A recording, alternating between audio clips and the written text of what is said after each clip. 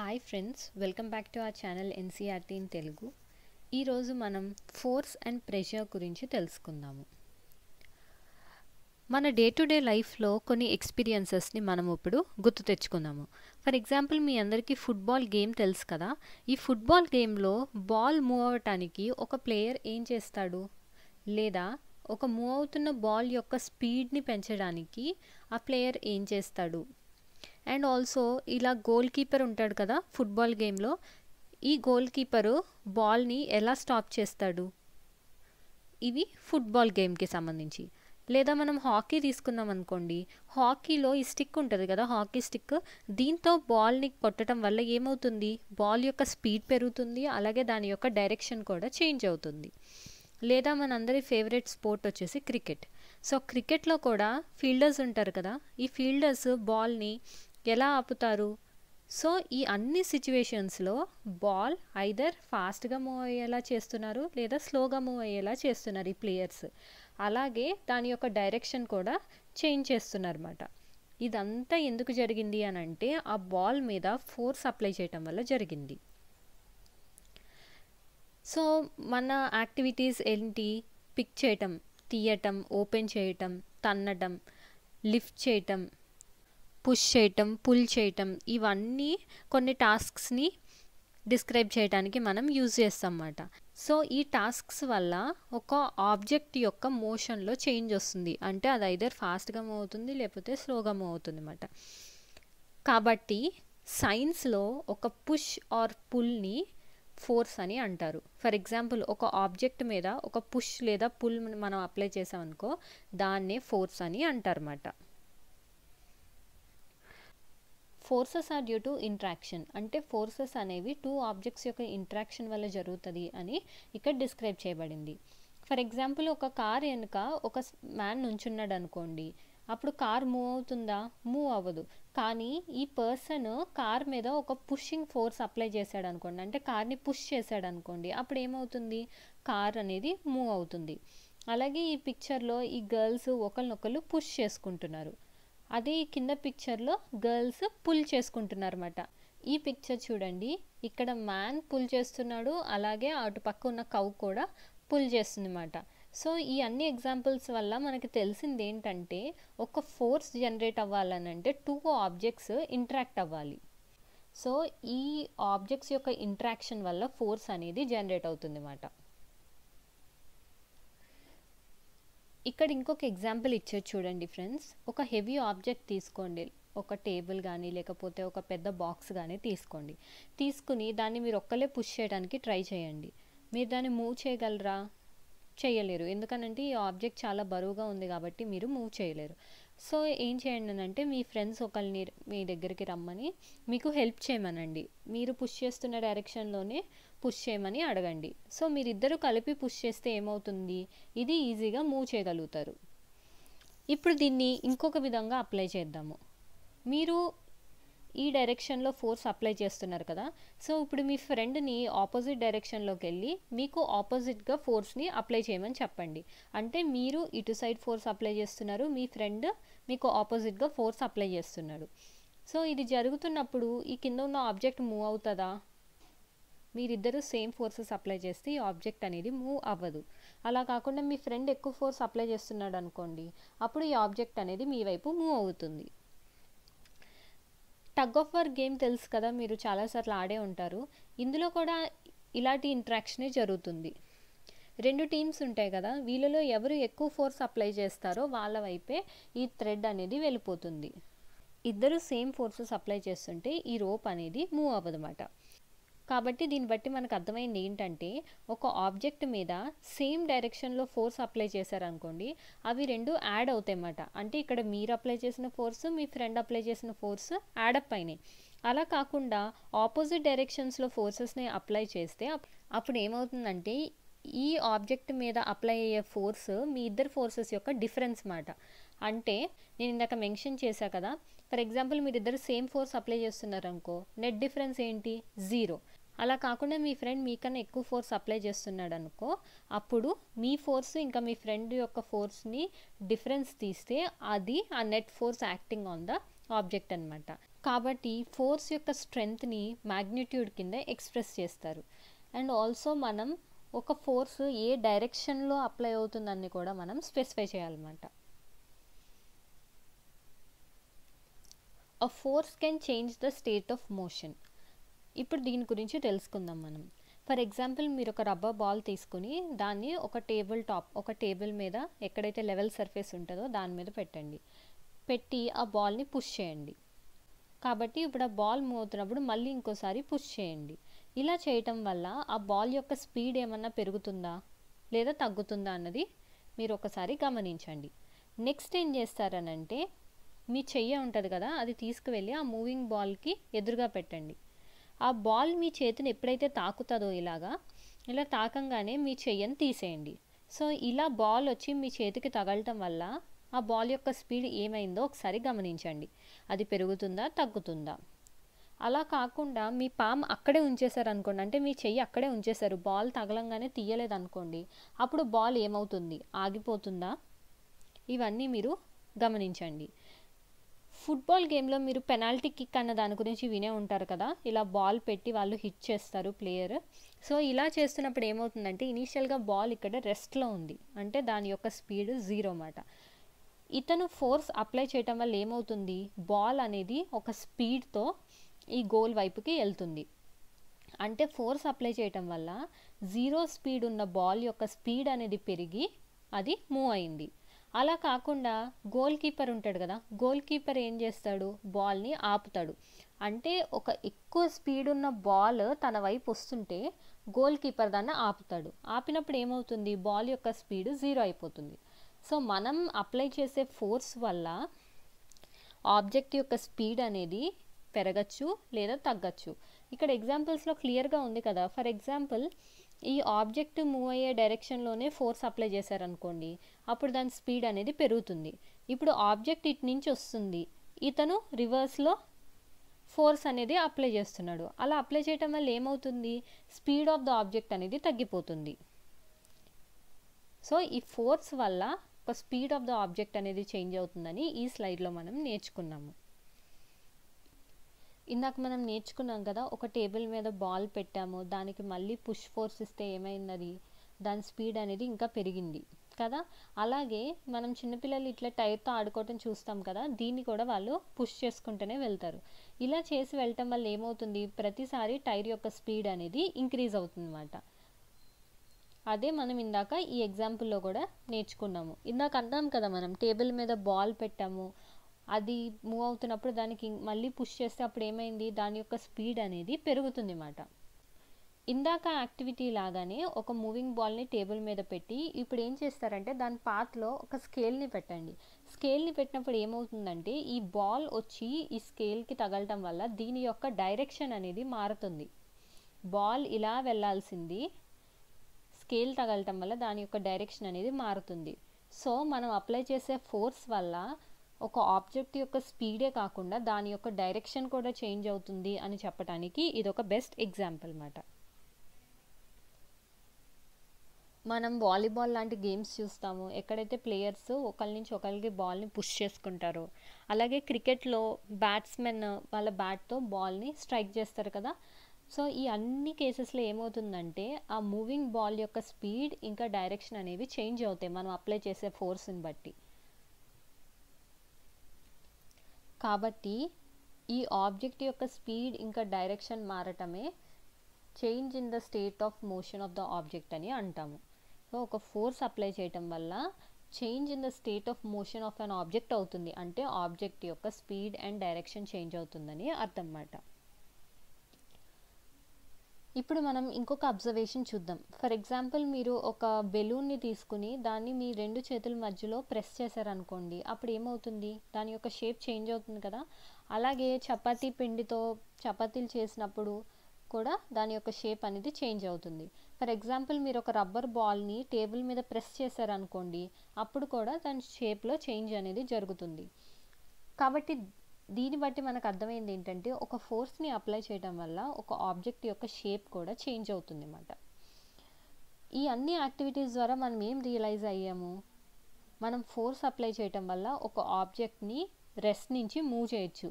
ఎలాగా footballer penalty కిక్లో రెస్ట్లో ఉన్న బాల్ని మూవ్ చేశాడు కదా ఫోర్స్ అప్లై చేయటం వల్ల, అలాగా ఒక ఆబ్జెక్ట్ యొక్క స్పీడ్ని పెంచవచ్చు ఒకవేళ కానీ అది మూవ్ అవుతుంటే, లేదా ఆబ్జెక్ట్ యొక్క డైరెక్షన్ ఆఫ్ మోషన్ అంటే డైరెక్షన్ని చేంజ్ చేయొచ్చు, ఆబ్జెక్ట్ యొక్క షేప్ని కూడా చేంజ్ చేయొచ్చు. కొన్నిసార్లు ఈ అన్ని ఎఫెక్ట్స్ ఒకటేసారి చూడగలుగుతాం అన్నమాట. కాబట్టి ఒక ఆబ్జెక్ట్ మూవ్ అవ్వాలి అని అంటే ఫోర్స్ అనేది చాలా ఇంపార్టెంట్. ఆబ్జెక్ట్ దానికదే మూవ్ అవ్వలేదు, దానికదే స్పీడ్ చేంజ్ చేసుకోలేదు, డైరెక్షన్ చేంజ్ చేసుకోలేదు, దాని షేప్ అనేది చేంజ్ చేసుకోలేదు. సో ఇవన్నీ జరగాలంటే ఏం కావాలి, దాని మీద ఒక ఫోర్స్ అనేది అప్లై అవ్వాలి. ఇప్పుడు మనం కాంటాక్ట్ ఫోర్సెస్ గురించి తెలుసుకుందాం. ఇందులో ఫస్ట్ వచ్చేసి మస్కులర్ ఫోర్స్ అన్నమాట. ఫర్ ఎగ్జాంపుల్ మీరు ఒక బుక్ని లిఫ్ట్ చేయాలని అంటే దాన్ని పట్టుకోవాలి కదా, అలాగే ఒక బకెట్ ఆఫ్ వాటర్ని లిఫ్ట్ చేయాలన్నా దాన్ని హోల్డ్ చేయాలి. సో ఇలాగా ఒక ఆబ్జెక్ట్ మీద ఫోర్స్ అప్లై చేయాలని అంటే మీ బాడీ ఆబ్జెక్ట్తో కాంటాక్ట్లోకి రావాలి. అంటే మీరు బుక్ని పట్టుకుంటేనే కదా దాన్ని లిఫ్ట్ చేయగలిగేది.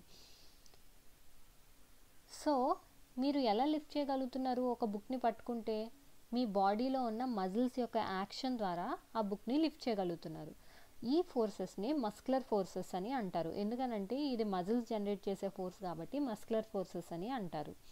ఈ మస్కులర్ ఫోర్సెస్ గురించి మనం 7th క్లాస్లో నేర్చుకున్నప్పుడు డైజెషన్, ఇంకా బ్రీతింగ్, ఇలాంటి అన్ని ప్రాసెసెస్లో మజిల్స్ అనేవి చాలా హెల్ప్ఫుల్గా ఉంటాయి.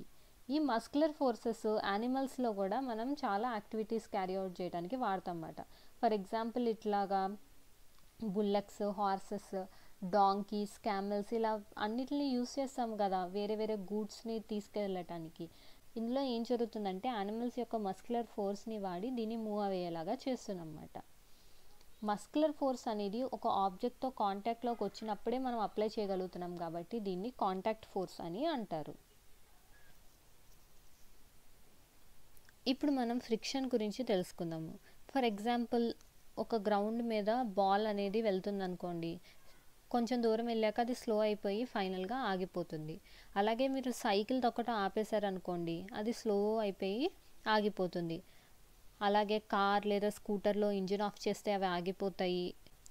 సో ఈ అన్ని సిచ్యువేషన్స్లో ఏమైంది, ఒక ఆబ్జెక్ట్ మీద ఎలాంటి ఫోర్స్ అప్లై చేయకుండానే దాని స్పీడ్ అనేది తగ్గిపోయి ఫైనల్గా రెస్ట్కి వచ్చేసింది. ఫర్ ఎగ్జాంపుల్ ఇందాక మనం యాక్టివిటీలో బాల్కి చెయ్యిని అడ్డుగా పెట్టామనుకోండి, అప్పుడు ఏమవుద్ది, చెయ్యి తగలటం వల్ల బాల్ అనేది ఆగిపోతుంది. కానీ ఇక్కడ మెన్షన్ చేసిన సిచ్యువేషన్స్లో ఏమైంది, వాటికి ఏమీ అడ్డు రాలేదు, కానీ వాటి యొక్క స్పీడ్ అనేది గ్రాడ్యువల్గా తగ్గిపోయి అవి ఫైనల్గా రెస్ట్కి వచ్చేసినాయి. ఇది ఎందుకు జరిగింది అని అంటే ఫ్రిక్షన్ వల్ల జరిగింది అన్నమాట. ఈ ఫ్రిక్షన్ దేనికి మధ్య ఉంటాయి అని అంటే, ఫర్ ఎగ్జాంపుల్ బాల్ అనేది గ్రౌండ్ మీద మూవ్ అవుతుంది అని నేర్చుకున్నాం కదా, ఈ ఫ్రిక్షన్ అనేది బాల్కి ఇంకా గ్రౌండ్కి మధ్య జరుగుతుంది అన్నమాట. ఈ ఫోర్స్ ఆఫ్ ఫ్రిక్షన్ అనేది కూడా రెండు సర్ఫేసెస్ యొక్క కాంటాక్ట్ వల్ల జరుగుతుంది కాబట్టి ఇది కూడా కాంటాక్ట్ ఫోర్స్కి ఒక ఎగ్జాంపుల్ అన్నమాట. ఇప్పుడు మనం నాన్ కాంటాక్ట్ ఫోర్సెస్ గురించి తెలుసుకుందాము. ఇందులో ఫస్ట్ వచ్చేసి మ్యాగ్నెటిక్ ఫోర్స్. మనకి తెలుసు కదా, లైక్ పోల్స్ అనేవి రిపెల్ అవుతాయి అంటే దూరంగా వెళ్ళిపోతాయి, అన్లైక్ పోల్స్ అనేవి అట్రాక్ట్ అవుతాయి అని. ఫర్ ఎగ్జాంపుల్ ఈ పిక్చర్లో చూస్తే ఇవి రెండు అన్లైక్ పోల్స్ మాట, అవి అట్రాక్ట్ అవుతున్నాయి కదా. సో ఈ అట్రాక్షన్ అనేది ఇవి దూరంగా ఉన్నప్పుడు కూడా మనం చూడగలమన్నమాట. ఒక మ్యాగ్నెట్ అనేది ఇంకొక మ్యాగ్నెట్ మీద దాంతో కాంటాక్ట్లోకి రాకుండానే ఫోర్స్ అనేది ఎగ్జర్ట్ చేయగలదు. సో ఇలాంటి ఫోర్సెస్ని నాన్ కాంటాక్ట్ ఫోర్సెస్ అని అంటారు. అలాగే మ్యాగ్నెట్కి ఒక ఐరన్ పీస్కి మధ్య జరిగే ఇంట్రాక్షన్ కూడా నాన్ కాంటాక్ట్ ఫోర్స్ యొక్క ఎగ్జాంపుల్. ఇప్పుడు మనం ఎలక్ట్రోస్టాటిక్ ఫోర్స్ గురించి తెలుసుకుందాము. ఫర్ ఎగ్జాంపుల్ మనం ఒక ప్లాస్టిక్ స్ట్రాని తీసుకుని దాన్ని 2 ఈక్వల్ పార్ట్స్ కింద కట్ చేద్దాము. ఒక పార్ట్ని ఇలా టేబుల్ నుంచి హ్యాంగ్ చేద్దాము అండ్ ఇంకొక పార్ట్ని మీరు పట్టుకోండి. పట్టుకున్నాక ఏం చేస్తారనంటే ఈ మీ పట్టుకున్న పీస్ ఉంటుంది కదా, దీన్ని ఒక పేపర్కి వేసి రబ్ చేయండి. రబ్ చేసి ఇప్పుడు ఈ స్ట్రా ఏదైతే టేబుల్ నుంచి హ్యాంగ్ చేశారో దాని దగ్గరికి తీసుకురండి. సో మనం ఈ హ్యాంగ్ అవుతున్న స్ట్రా దగ్గర తీసుకొస్తే ఇది దీన్ని అట్రాక్ట్ చేస్తుంది అన్నమాట. కాబట్టి చార్జ్డ్ బాడీ ఇంకొక చార్జ్డ్ బాడీ మీద కానీ లేకపోతే అన్చార్జ్డ్ బాడీ మీద కానీ అప్లై చేసే ఫోర్స్ని ఎలక్ట్రోస్టాటిక్ ఫోర్స్ అని అంటారు. ఇది కూడా ఒక నాన్ కాంటాక్ట్ ఫోర్స్ యొక్క ఎగ్జాంపుల్ అన్నమాట. ఇక్కడ చూడొచ్చు కదా మీరు, రెండు స్ట్రాస్ కాంటాక్ట్లోకి లేకుండానే దీని యొక్క డైరెక్షన్ అనేది చేంజ్ అయింది కదా. సో ఇది నాన్ కాంటాక్ట్ ఫోర్స్ యొక్క ఎగ్జాంపుల్. నెక్స్ట్ వచ్చేసి గ్రావిటేషనల్ ఫోర్స్. ఈ గ్రావిటేషనల్ ఫోర్స్ అనేది మన ఎర్త్కి ఉంటుంది. మనకు తెలుసు కదా, ఫోర్స్ ఆఫ్ గ్రావిటీ అని అంటాము. ఫర్ ఎగ్జాంపుల్ ఒక కాయిన్ కానీ పెన్ కానీ పడింది అనుకోండి, మన చేతిలో నుంచి జారింది అనుకోండి, అది ఎక్కడ పడుతుంది? గ్రౌండ్ మీదే పడుతుంది. చెట్ల యొక్క లీవ్స్ కానీ ఫ్రూట్స్ కానీ అవి కూడా చెట్టు నుంచి గ్రౌండ్ మీదే పడతాయి. ఇది ఎందుకు జరుగుతుందంటే ఎర్త్కి గ్రావిటేషనల్ ఫోర్స్ అనేది ఉంటుంది అన్నమాట. ఇది ఒక అట్రాక్టివ్ ఫోర్స్. ఫర్ ఎగ్జాంపుల్ మనం ట్యాప్ ఓపెన్ చేసామనుకోండి, వాటర్ అనేవి గ్రౌండ్ వైపే కదా ఫ్లో అవుతాయి. అలాగే రివర్లో ఉన్న వాటర్ కూడా కిందకి ఫ్లో అవుతుంది. ఇది ఎందుకు అని అంటే గ్రావిటేషనల్ ఫోర్స్ వల్లే జరుగుతుంది అన్నమాట. సో ఇప్పటి వరకు మనం నేర్చుకున్న కాంటాక్ట్ ఫోర్సెస్లో ఎగ్జాంపుల్స్ మస్కులర్ ఫోర్సెస్ అనేది మనం ఒక ఆబ్జెక్ట్ని టచ్ చేసినప్పుడు మన మజిల్స్ యొక్క ఫోర్స్ ద్వారా ఆ ఆబ్జెక్ట్ని మూవ్ చేస్తున్నాం కాబట్టి దీన్ని మస్కులర్ ఫోర్సెస్ అని అంటారు. ఫ్రిక్షనల్ ఫోర్సెస్ అనేవి ఒక మూవింగ్ ఆబ్జెక్ట్ మీద ఆ ఆబ్జెక్ట్ యొక్క ఆపోజిట్ డైరెక్షన్లో యాక్ట్ చేసి కొంచెం దూరం వెళ్ళాక ఆ ఆబ్జెక్ట్ని ఆపేస్తుంది. నాన్ కాంటాక్ట్ ఫోర్సెస్కి ఎగ్జాంపుల్స్ వచ్చేసి magnetic forces, electrostatic forces and gravitational forces. ఇప్పుడు మనం ప్రెషర్ గురించి నేర్చుకుందాము. ఫర్ ఎగ్జాంపుల్ ఒక నెయిల్ ఉందనుకోండి, ఒక మేక్ ఉంది, దాన్ని ఈ రివర్స్ డైరెక్షన్లో ఎప్పుడు కొట్టేలా కాకుండా రివర్స్లో పెట్టి కొట్టారనుకోండి, అప్పుడు మీరు నెయిల్ని ఈజీగా కొట్టగలరా? లేదా ఇలా పాయింటెడ్ సైడ్ పెడితే మనం నెయిల్ని ఈజీగా కొట్టగలమా అన్నది ఒకసారి అబ్జర్వ్ చేయండి. అలాగే మనం వెజిటేబుల్స్ని వీటిని కట్ చేయడానికి షార్ప్ నైఫ్ని వాడతామా లేకపోతే బ్లంట్ అంటే పదును లేని నైఫ్ని వాడతామా?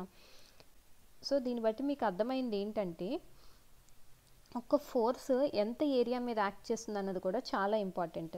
ఫర్ ఎగ్జాంపుల్ ఇక్కడ చూడండి, దీని యొక్క ఏరియా ఎంత ఉంది, పాయింటెడ్ టిప్ యొక్క ఏరియా ఎంత ఉంది.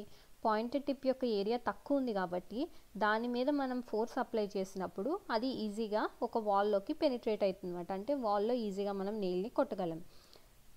సో ఏదైతే ఫోర్స్ ఒక యూనిట్ ఏరియా మీద యాక్ట్ చేస్తుందో దాన్నే ప్రెషర్ అని అంటారు. ఇందాక నేను మెన్షన్ చేసిన చూడండి ఫ్రెండ్స్, ఇక్కడ ఇచ్చారు the area of the pointed end of the nail is smaller than it's head. ఈ పైన ఉన్న పార్ట్ కన్నా ఈ కింద ఉన్న పార్ట్ యొక్క ఏరియా చాలా తక్కువ ఉంటుంది అన్నమాట. సో మీరు ఒక ఫోర్స్ అప్లై చేయటం వల్ల అది ప్రెషర్ని క్రియేట్ చేస్తుంది. ఆ ప్రెషర్ ఎలా ఉంటుందంటే ఈ పాయింటెడ్ ఎండ్ ఆఫ్ ద నెయిల్ని వుడెన్ ప్లాంక్లోకి ఈజీగా కొట్టగలుగుతారు అన్నమాట. మీరు కూలీలు సామాన్లు మోసినప్పుడు చూసే ఉంటారు కదా, వాళ్ళ తల మీద ఒక క్లాత్ లాంటిది కట్టుకుంటారని. ఇలా కట్టుకోవటం వల్ల ఏమవుతుందనంటే ఈ లోడ్కి ఈ పర్సన్ యొక్క ఏరియా ఆఫ్ కాంటాక్ట్ అనేది పెరుగుతుంది. ఏరియా ఆఫ్ కాంటాక్ట్ పెరగటం వల్ల ఏమవుతుందనంటే తల మీద పడే ప్రెషర్ తగ్గుతుంది అన్నమాట. తగ్గటం వల్ల ఆ పర్సన్ అనే అతను ఈజీగా ఈ వెయిట్స్ని క్యారీ చేయగలడు. సో అందుకే పాటర్స్ అనేవాళ్ళు అంటే కూలి వాళ్ళు తల మీద ఒక రౌండ్గా క్లాత్ని పెట్టుకుంటారు. ఇప్పుడు మనం లిక్విడ్స్ ఎగ్జర్ట్ చేసే ప్రెషర్ గురించి తెలుసుకుందాము. మీరు ఒక ట్రాన్స్పరెంట్ గ్లాస్ ట్యూబ్ కానీ ప్లాస్టిక్ పైప్ని కానీ తీసుకుని దీని కింద ఒక రబ్బర్ షీట్ని టైట్గా పెట్టండి. మీకు రబ్బర్ షీట్ లేకపోతే ఒక బెలూన్ని కానీ ఏదన్నా పెట్టి ఈ గ్లాస్ ట్యూబ్ని మీరు మధ్యలో పట్టుకుని మీ ఫ్రెండ్స్ని వాటర్ పోయమని చెప్పండి. కొన్ని వాటర్ పోసాక అబ్జర్వ్ చేయండి ఈ రబ్బర్ షీట్ అనేది ఏమైనా ఉబ్బిందా అని. తర్వాత మీ ఫ్రెండ్ని ఇంకా వాటర్ యాడ్ చేయమని చెప్పండి. ఇప్పుడు ఈ రబ్బర్ షీట్ని చూడండి. కాబట్టి మీరు ఈ ట్యూబ్లో ఉన్న వాటర్కి ఇంకా ఈ రబ్బర్ షీట్ యొక్క సైజ్కి ఏమైనా రిలేషన్ అబ్జర్వ్ చేశారా? ఎందుకనంటే ఈ ట్యూబ్లో వాటర్ తక్కువ ఉన్నప్పుడు ఈ రబ్బర్ షీట్ సైజ్ చాలా చిన్నగా ఉంది, కానీ ట్యూబ్లో వాటర్ ఎక్కువ అయ్యే కొద్దీ రబ్బర్ షీట్ యొక్క సైజ్ అనేది పెరుగుతుంది అన్నమాట. కాబట్టి ఈ వాటర్ ఈ కంటైనర్ యొక్క కింద భాగంలో అప్లై చేసే ప్రెషర్ అనేది వాటర్ యొక్క హైట్ని బట్టి డిపెండ్ అయి ఉంటుంది అని ఈ యాక్టివిటీ ద్వారా మనకి తెలుస్తుంది. అలా కాకుండా మీరు ఒక వాటర్ బాటిల్ని కానీ ఏదో ఒకటి కూల్ డ్రింక్ బాటిల్ కానీ ఏదో తీసుకుని దానికి ఒక గ్లాస్ ట్యూబ్ని ఫిక్స్ చేయండి. దాని యొక్క బాటమ్ దగ్గర అంటే కింద పార్ట్లో గ్లాస్ ట్యూబ్ని ఫిట్ చేయండి. ఈ గ్లాస్ ట్యూబ్ని ఎలా ఫిట్ చేస్తారని అంటే దాని యొక్క ఒక ఎండ్ని మీరు హీట్ చేసి డైరెక్ట్గా ఇలా బాటిల్లోకి ఫిక్స్ చేయండి. సో ఈ జంక్షన్లో ఏమన్నా వాటర్ లీక్స్ ఉన్నాయి అని మీకు అనిపిస్తుంటే వాటర్ లీక్ అవుతుందని ఇక్కడ కొంచెం వ్యాక్స్ని పెట్టండి. ఈ గ్లాస్ ట్యూబ్ యొక్క ఎండ్కి ఒక బెలూన్ని అటాచ్ చేయండి. సో ఇప్పుడు ఈ వాటర్ బాటిల్లో వాటర్ని ఫిల్ చేయండి. ఫిల్ చేయటం వల్ల ఏం అబ్జర్వ్ చేస్తారు మీరు? ఈ బెలూన్ అనేది ఉబ్బుతుంది అని అబ్జర్వ్ చేస్తారు. ఇందాక ఎక్స్పెరిమెంట్లో మనం బెలూన్ని కింద పెట్టాము, కానీ ఇక్కడ ఎక్స్పెరిమెంట్లో బెలూన్ని పక్కన పెట్టాము. కాబట్టి ఈ ఎక్స్పెరిమెంట్ వల్ల ఏం తెలుస్తుంది మనకి? వాటర్ అనేది ప్రెషర్ అన్ని సైడ్స్ ఎగ్జర్ట్ చేస్తుంది అని మనకి అర్థమవుతుంది. సో వాటర్ ఇందాక ఎక్స్పెరిమెంట్లో ఓన్లీ కిందకి ప్రెషర్ ఎగ్జర్ట్ చేస్తుంది అన్నది తెలుసుకుందాం. కానీ బెలూన్ ఇట్లా పెట్టడం వల్ల అన్ని సైడ్స్ ప్రెషర్ ఎగ్జర్ట్ చేస్తుంది అన్నది మనం గమనిస్తున్నాం అన్నమాట. అలా కాకుండా ఒక ఎంటీ ప్లాస్టిక్ బాటిల్ తీసుకుని దానికి హోల్స్ పెట్టండి. సేమ్ హైట్లో హోల్స్ అనేవి డ్రిల్ చేయండి. చేసి ఆ బాటిల్ని వాటర్తో ఫిల్ చేయండి. అప్పుడు మీరు ఏం అబ్జర్వ్ చేస్తారు? ఈ వాటర్ ఏదైతే ఈ హోల్స్లోంచి బయటకు వస్తుందో అవన్నీ సేమ్ డిస్టెన్స్లో పడతాయి అన్నమాట. దీనివల్ల మనకి ఏం అర్థమవుతుందనంటే ఒక లిక్విడ్ అనేది సేమ్ డెప్త్లో ఉన్నప్పుడు, అంటే మనం ఈ 3 హోల్స్ సేమ్ లెవెల్లో చేసాం కదా, సేమ్ డెప్త్లో ఉన్నప్పుడు ఈక్వల్ ప్రెషర్ అనేది ఎగ్జర్ట్ చేస్తుంది అన్నమాట. ఇప్పుడు మనం గ్యాసెస్ ఎగ్జర్ట్ చేసే ప్రెషర్ గురించి తెలుసుకుందాం. ఇందాకటి వరకు లిక్విడ్స్ ఎగ్జర్ట్ చేసే ప్రెషర్ గురించి తెలుసుకుందాం కదా. ఇప్పుడు గ్యాసెస్ కూడా ప్రెషర్ అప్లై చేస్తాయన్నమాట. ఫర్ ఎగ్జాంపుల్ ఒక బెలూన్కి హోల్స్ ఉన్నాయనుకోండి, దాన్ని మనం ఊదగలమా? ఊదలేము. అలాగే ఒక సైకిల్ టైర్కి పంచర్ అయింది అనుకోండి, అందులో ఉన్న గాలి అంతా ఏమైపోతుంది? సో ఈ అన్ని కేసెస్లో ఏమవుతుందనంటే ఈ ఎయిర్ అనేది బెలూన్ లేదా ట్యూబ్ యొక్క ఇన్నర్ వాల్స్ మీద ప్రెషర్ అనేది ఎగ్జర్ట్ చేస్తుంది అన్నమాట. సో దీన్ని బట్టి మనకు అర్థమైంది ఏంటి అని అంటే లిక్విడ్సే కాకుండా గ్యాసెస్ కూడా ప్రెషర్ అనేవి ఎగ్జర్ట్ చేస్తాయి అన్నది మనకి ఈ ఎగ్జాంపుల్స్ ద్వారా తెలిసింది. ఇప్పుడు మనం అట్మాస్ఫియరిక్ ప్రెషర్ గురించి తెలుసుకుందాము. మన చుట్టూరు ఉన్న ఎయిర్ని అట్మాస్ఫియర్ అని అంటారు. ఈ అట్మాస్ఫియరిక్ ఎయిర్ అనేది ఎర్త్ యొక్క సర్ఫేస్కి పైన కొన్ని కిలోమీటర్స్ పైకి ఎక్స్టెండ్ అవుతుంది అన్నమాట. సో ఈ ఎయిర్ ఏదైతే ప్రెషర్ ఎగ్జర్ట్ చేస్తుందో దాన్నే అట్మాస్ఫియరిక్ ప్రెషర్ అని అంటారు. ఇప్పుడు మీరు ఒక రబ్బర్ సక్కర్ని తీసుకోండి. ఇది ఒక చిన్న రబ్బర్ కప్ లాగా ఉంటుంది. అదొక స్మూత్ సర్ఫేస్ మీద పెట్టి ప్రెస్ చేయండి. సో ప్రెస్ చేసినప్పుడు ఏమవుతుంది? ఇది ఆ సర్ఫేస్కి స్టిక్ అయిపోతుంది కదా. స్టిక్ అయ్యే ప్రాసెస్లో ఏమవుతుందంటే ఈ కప్కి ఇంకా కింద పెట్టిన స్మూత్ సర్ఫేస్ ఉంది కదా, ఆ రెండిట్లకి మధ్య ఉన్న ఎయిర్ చాలా వరకు ఎస్కేప్ అయిపోతుంది అన్నమాట. ఎస్కేప్ అయిపోయి ఈ సక్కర్ ఎందుకు స్టిక్ అవుతుందనంటే దీని మీద అట్మాస్ఫియరిక్ ప్రెషర్ యొక్క యాక్షన్ వల్ల ఈ సక్కర్ అనేది ఈ సర్ఫేస్కి ఫిట్ అవుతుంది. ఫర్ ఎగ్జాంపుల్ ఇది పుల్ చేయాలనుకోండి, మనం అట్మాస్ఫియరిక్ ప్రెషర్ కన్నా ఎక్కువ ఫోర్స్ని అప్లై చేయవలసి వస్తుంది అన్నమాట దీన్ని బయటికి తీయడానికి. సో ఇప్పుడు మీ హెడ్ యొక్క ఏరియా 15 × 15 సెంటీమీటర్స్ అనుకోండి. ఇలాగా మీ హెడ్ మీద యాక్ట్ చేసే అట్మాస్ఫియరిక్ ప్రెషర్ ఎంత అని అంటే అది వచ్చేసి 225 kgs. సో మీ హెడ్ మీద 225 kgs అనేది యాక్ట్ చేస్తుంటే దానివల్ల మీరు నలిగిపోవట్లేదు. ఎందుకు అని అంటే మన బాడీ లోపల ఉన్న ప్రెషర్ అనేది బయట ఉన్న అట్మాస్ఫియరిక్ ప్రెషర్కి ఈక్వల్గా ఉండి దాన్ని బ్యాలెన్స్ చేస్తుంది అన్నమాట. అందుకే మనం క్రష్ అవ్వట్లేదు అట్మాస్ఫియరిక్ ప్రెషర్ వల్ల. కాబట్టి ఈ చాప్టర్లో మనం నేర్చుకున్న కీవర్డ్స్ వచ్చేసి అట్మాస్ఫియరిక్ ప్రెషర్, కాంటాక్ట్ ఫోర్సెస్, వీటికి ఎగ్జాంపుల్స్ వచ్చేసి muscular forces and friction, electrostatic force, force, friction, gravitational force, gravity, magnetic force, muscular force, non contact force, pressure, pull ఇంకా పుష్. Thank you.